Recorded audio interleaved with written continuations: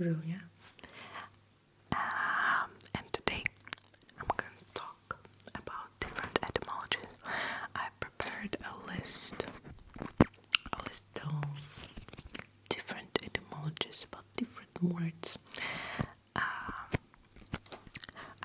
I've made a few videos on this topic before. If you like this one, you can watch the other one. Okay, so guys, the first word is not really a word, it's a collocation. It's an expression, soap operas. So Russians have adapted this collocation, this expression, and we also say soap opera, mylne opery, and I think nowadays it is used for very long, very intricate dramas, TV shows. Yeah, we call it soap operas, mylne opery. And these Russian babushkas, they watch mylne opery on TV, по телевизору. So,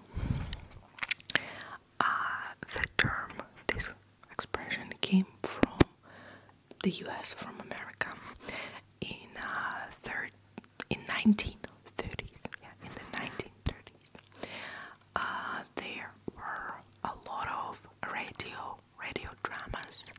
So housewives would cook and listen to stories. Yeah, audio theater, yeah, audio plays. And those became, they were very, very popular. They became very, very popular. So a lot of corporations started integrating their, how do you call it, promotions, ads. They would include them inside the programs, the dramas, like Procter, you say Procter, wait a second, Procter, yeah, Procter and Gamble, Colgate, Lever Brothers, yeah. And because these programs would mention soap and detergents, they started to be called soap operas, which is, when I think about it, I can imagine a promotion like, oh, I use this detergent, I really like it, like I had a detergent, for example, I would have a detergent in there, like, oh guys, by the way, this detergent, very good.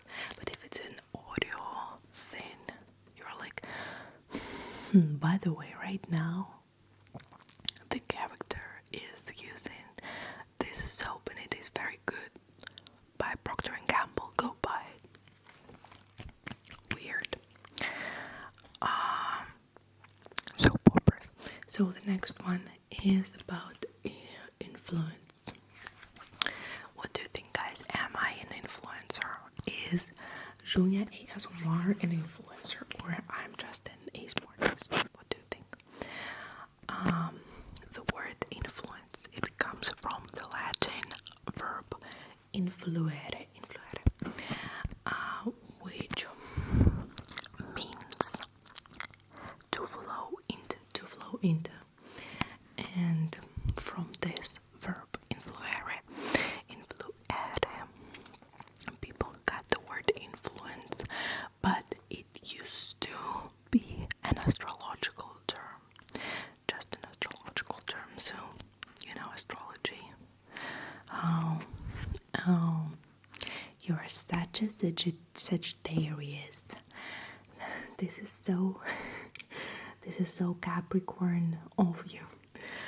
So people would use the word influence when they talked about stars and planets and how they have this invisible force that predicts how you're gonna live your life, what features, like what are the characteristics of you as a person are predetermined by planets, so influenced on you.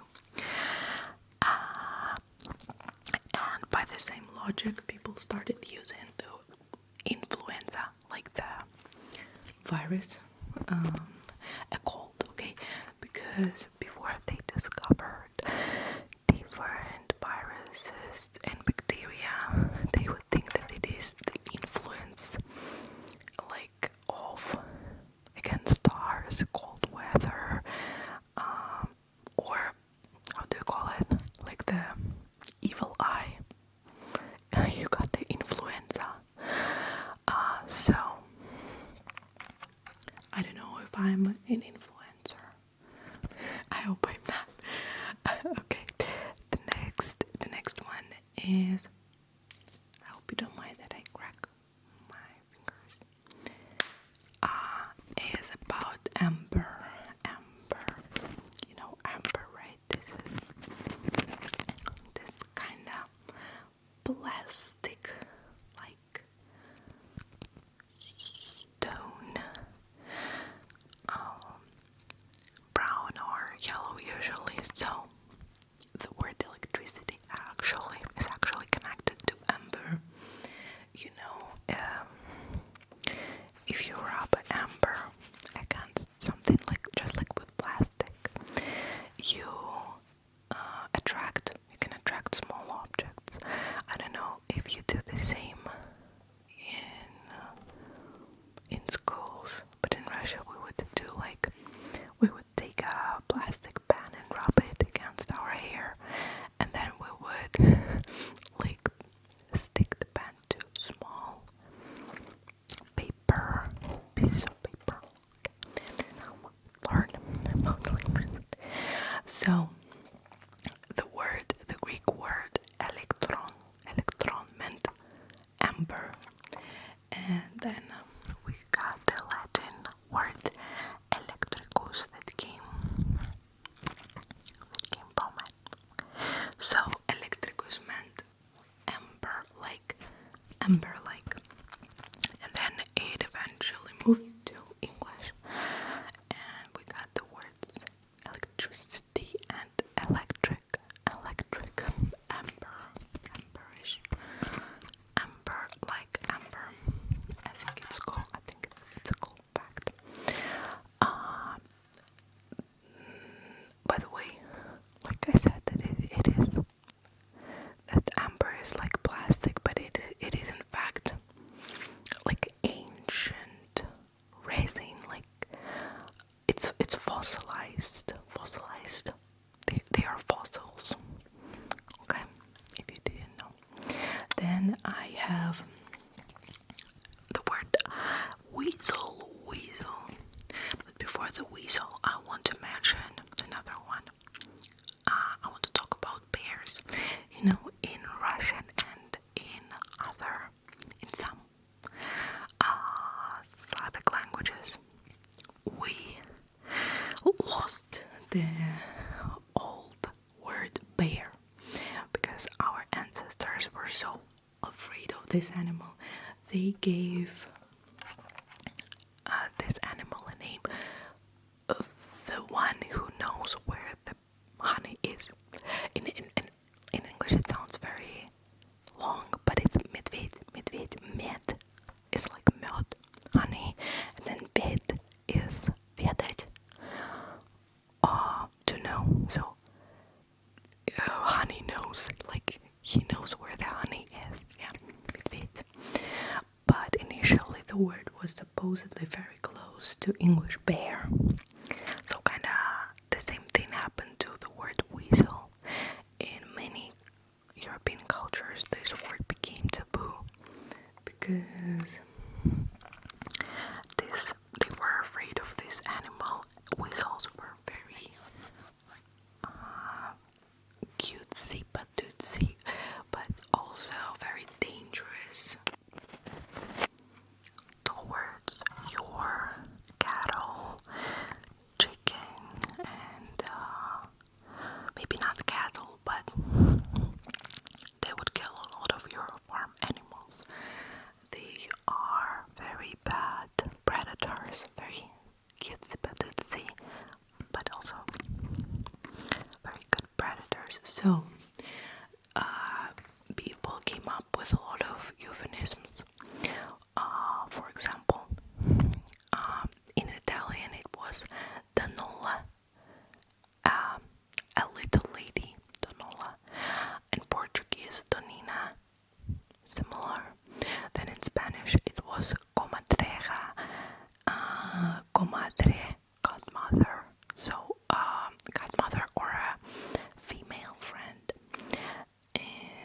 in French, belette or bellet. I'm not sure I don't know how to read in French. So it is bellet, I guess. Little beauty or the pretty one. And in Slavic languages, it was also similar. In Russian, laska, which means laska is like affection or affection, tenderness. And in Bulgarian, nevestulka, which is a little bride, or I guess it can also be someone that comes from no one knows where. Невесть, откуда, right? But I guess the little bride is more accurate. So this small predator ended up being the cutesy patootsy it girl type of animal, which is cute. I think Alaska's weasels are kind of feminine, like you see in all of the languages that have genders. It is feminine. Nevestulka, laska. Well, I think E ending is feminine in French. Comadreja, donina. You see, always. So, yep. The next one is a little bit goofy. It's funny. So, it's about the name Donald. Donald. And it means the world ruler. Donald comes from Scottish Gaelic domnall. I guess that is how you pronounce it. Domnall. It goes back to ancient Celtic, and the elements meant world and ruler, or like powerful one. So I thought it was funny because the name Vladimir is also, it means the owner of the word, and the Ukrainian version of this name Volodymyr is technically the same, so also the owner of the world. I hope I get more comments discussing this coincidence, guys. It's weird. The next one is about broadcasting. You watch TV, they are broadcasting news, different TV shows, cartoons, all of that they broadcast. But originally the word broadcasting had nothing to do with television, nothing. So broad means wide, and cast is spell, or like throw something. So throw something widely, yeah. People, when they would seed the seeds, yeah, they go in the field, they want to get some wheat next year, they would broadcast the seeds into the ground like this. And when the radio and television appeared, they started using this. I think before it was still like a collocation, not a separate verb, but I'm not sure. But it became the perfect metaphor for this broadcasting, because you scatter the signals, and the signal is scattered through the air, and people watch it. Broadcast. Then this one, I don't know, it's not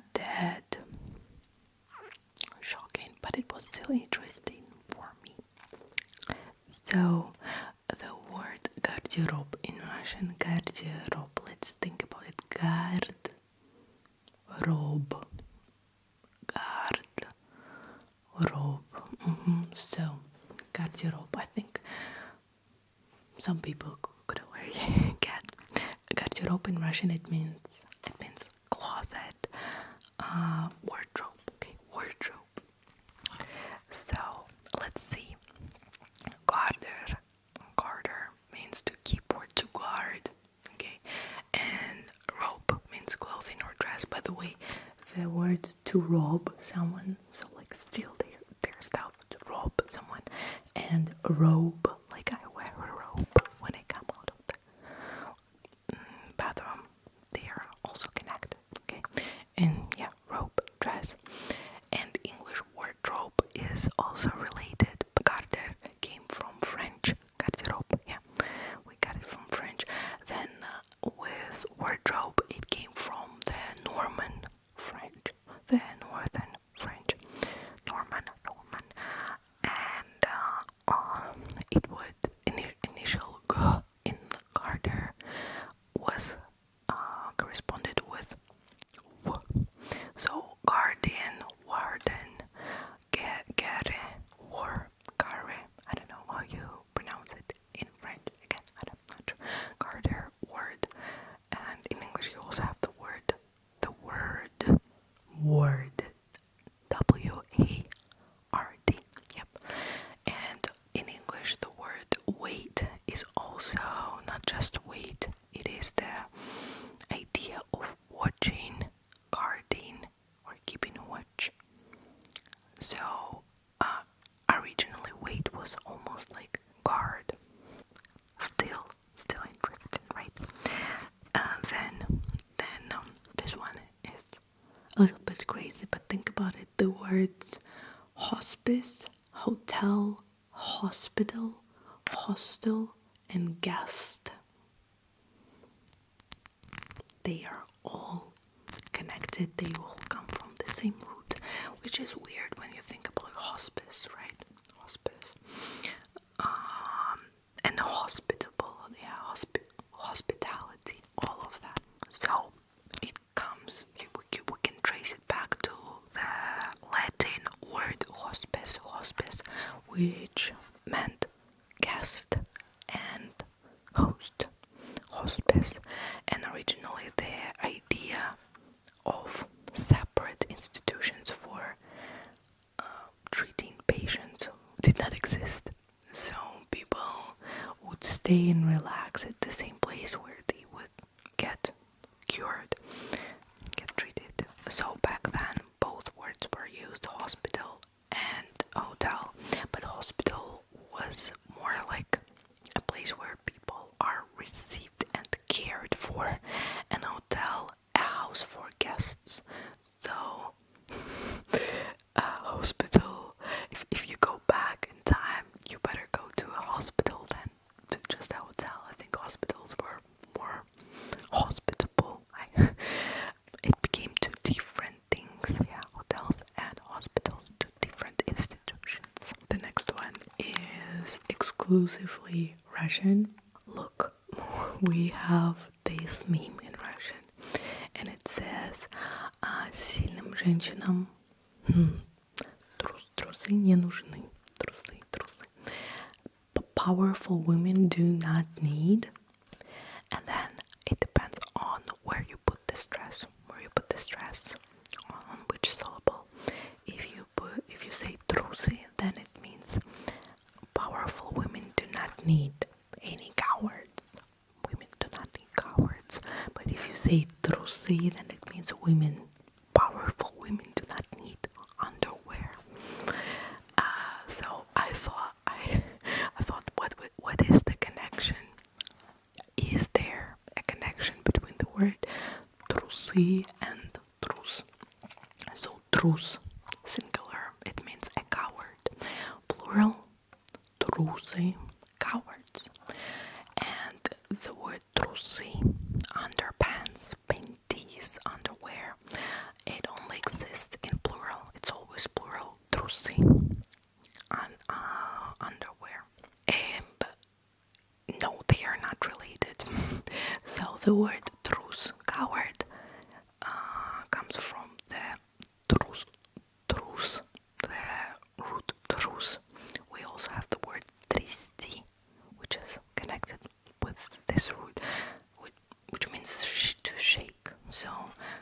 cowards, they tremble, they shake because they are afraid. But trusy actually came from the English word trousers. The trusy, I don't know if like trusy. Yep. So pants, trousers, underpants. I think this one would be interesting for my Russian viewers, subscribers. The next one is about Turkey, and it's not about the country, it's about the bird. And by the way, I do not think that we should necessarily say Turkey and not Turkey, because then, come on, then call Moskva, say Moskva instead of Moscow. Stop saying Beijing, say Beijing. There are so many cities and countries. Don't say Russia, say Russia. There are so many countries and cities that you would have to get correctly. As a linguist, I think it is almost impossible to learn all the, you say topography words. But we're talking about Turkey, the bird, okay, and the geographical confusion around it. So, look, in Russian for Turkey, the bird, we say indyuk,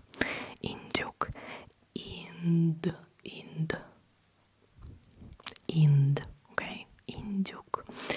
And the word is connected to the idea of India or Indies, which is not, when we talk about India, it's very often not the India itself, not the country, but the whole America, all the Americas that were discovered by Columbus, because firstly he thought that he found India, that he just found a new way to sail to India. So Europeans would call it the New World or India, right? And turkeys were species that were found in Americas. So the animals became the Indian chicken, okay, Indian chickens. And with English turkey, indyuk, Indian chicken, and in English turkey, it is a little bit more difficult, I guess. So first, the word was not used for the American turkey, it was used for an African bird that was sold through Istanbul, I guess, or maybe another Turkish port, but you know how it goes, like this, and then it would go to, or for you it would be like this, and then it would go to Europe. So the guinea fowl, and it reached Europe through the trade with Ottoman Empire, and Turkish bird, turkey, cock, turkey, hen. But then Europeans saw for the first time the actual turkey from Americas, and it kind of looked similar to guinea fowl, so they started calling it turkey too. This is how we call it turkey, but it's turkey, and Indies to Indyushki, to Turkey. Sorry, a little bit confusing, but the next one is also connected to birds and trading, and this one is about Muscovy ducks. If you don't know, those are specific ducks, a different species. They have some extra skin around their backs, kind of like turkeys do, right? These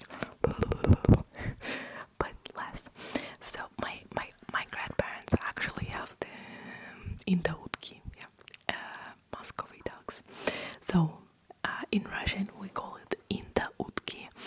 Again, because this bird came to Europe and then to Russia as the Indian duck, because it was found in the Americas, in the New World.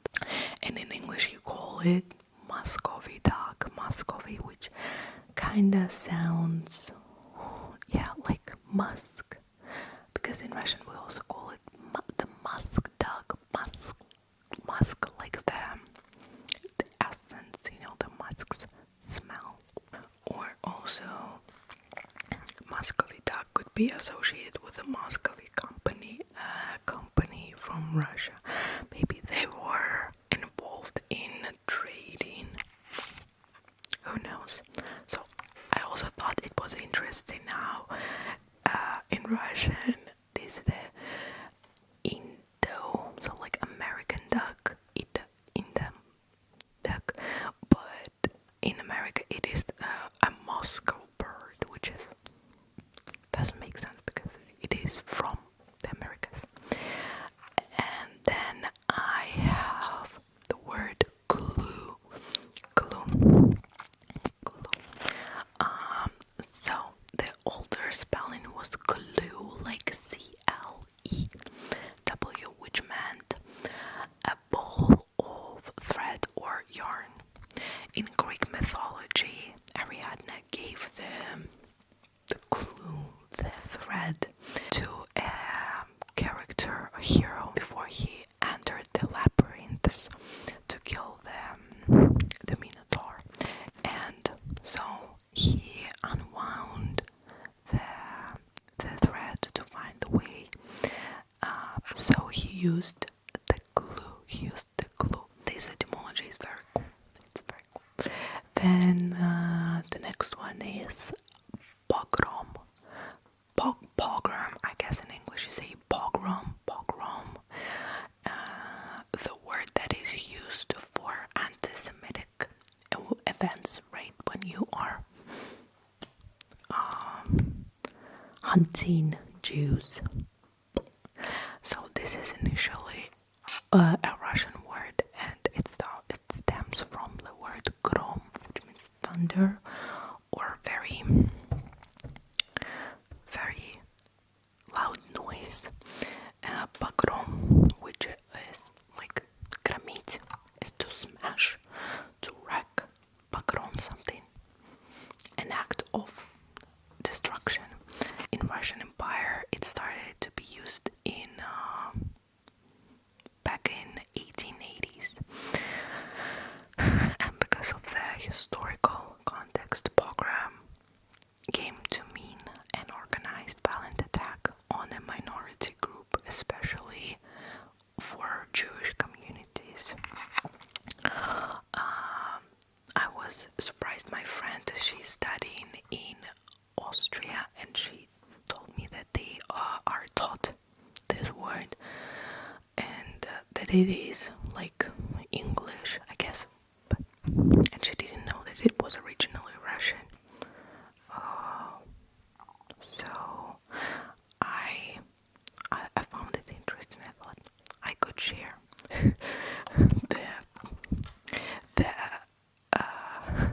the way Russian words are adapted. It's either something like bad, like Tsar, Pushka, like or pogrom or mammoth. Nothing. It's weird. Then we have the word silhouette. So I'm not sure if it is 100% true. It is not proven, but there was a guy called Etienne de Silhouette. He was a French finance minister, okay, and he wanted people to pay more taxes. The taxes affected the wealthy, and they thought of the guy that he was very cheap. He didn't let them eat cake. So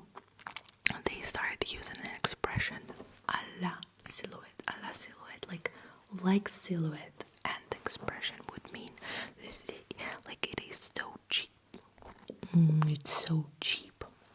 And back then, there were these type of portraits in fashion, and they were very cheap because an artist would just draw your profile and you would still be recognizable, but it didn't require much work, right? So people started calling these portraits a la silhouette again because they were cheap. And this is how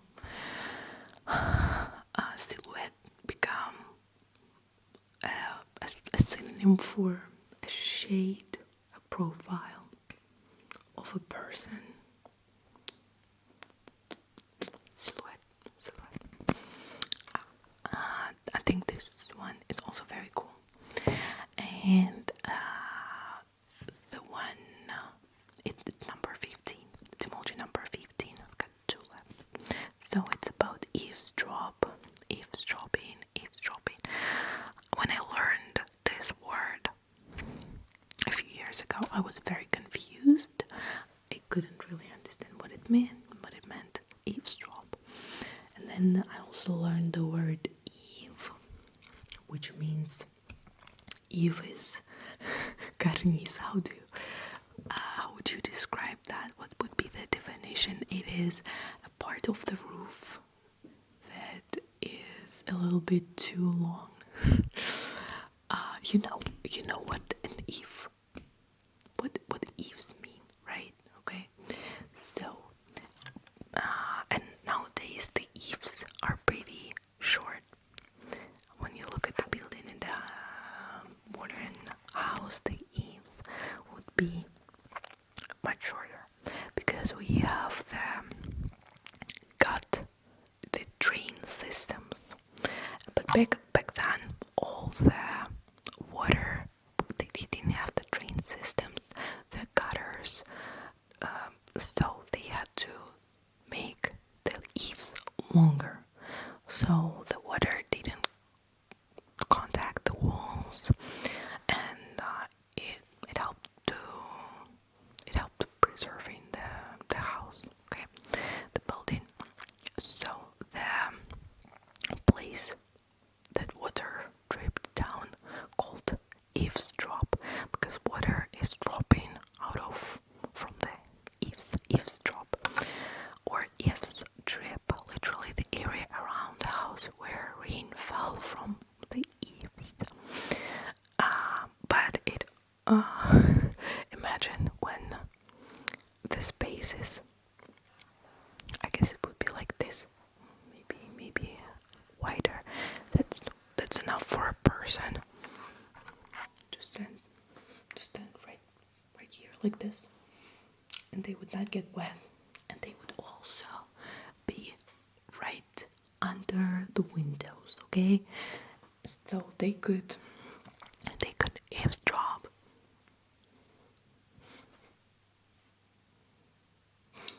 They could listen, they could eavesdrop. So eavesdropping, why are you eavesdropping? Like you're standing in the eavesdropping dripping area where you're eavesdropping. And the last etymology for today is a Russian word for a railway station, which is vokzal. And there is a legend. Supposedly Russian side came to London, and there was a famous pleasure gardens, which were named Vauxhall. It was a public entertainment space with music, performances, food, and walks.